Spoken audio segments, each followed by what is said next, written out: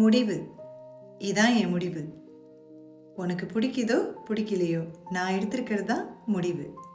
எனக்கு மட்டும் அந்த முடிவு சாதகமாக இருக்கணும். எனக்கு மட்டும் அந்த முடிவு சரியாக இருக்கணும். முடிவெடுக்கிறது அவங்கவுங்க வாழ்க்கையில் அவங்கவுங்களோட உரிமை.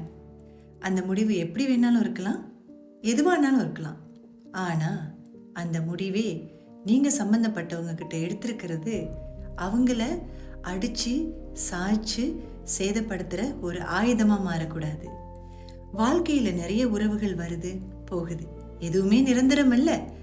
எதுவுமே நம்ம இழுத்து பிடிச்சி வச்சிருக்கவும் முடியாது. அது போன்ற உறவுகளில் ஒரு சில கட்டாயம் வரும், ஒரு சில காலகட்டம் வரும், முடிவெடுக்க வேண்டிய காலகட்டம். ஆனால் அந்த முடிவு ஒரு தரமாக இருக்கக்கூடாது. பிளைண்ட் சைடட்னு ஒன்று இருக்கும், ஒன் சைடட்னு ஒன்று இருக்கும். நீங்கள் எடுக்கிற அந்த முடிவு மேக்கிங் பீஸ் அப்படின்னு நினச்சிங்கன்னா 2 பேர்த்துக்கும் மேக்கிங் பீஸாக இருக்கணும். அது உங்கள் நண்பரோ, உங்கள் உறவுக்காரவங்களோ, உங்கள் கூட பிறந்தவங்களோ, உங்கள் உண்மையான உறவோ, கணவன் மனைவியோ, யாராக இருந்தாலும் அந்த முடிவு மியூச்சுவல் மேக்கிங் பீஸ் அப்படின்னு தான் இருக்கணும். ஆனால் தியோரட்டிக்கலி முடிவுன்னு எடுத்துட்டாங்கனாக்கா அவங்க முடிவு தானேங்க முடிவு, அப்படி தானேங்க அவங்க நடந்துக்குவாங்க, அப்படி தானேங்க அவங்க போதும்னு சொல்லிட்டு போவாங்கன்றது சாத்தியமாகுமா? ஒருத்தவங்க கூட நம்ம பழகுறோம், அவங்களோட நீண்ட பயணம் வாழ்க்கையில் போகிறோம்.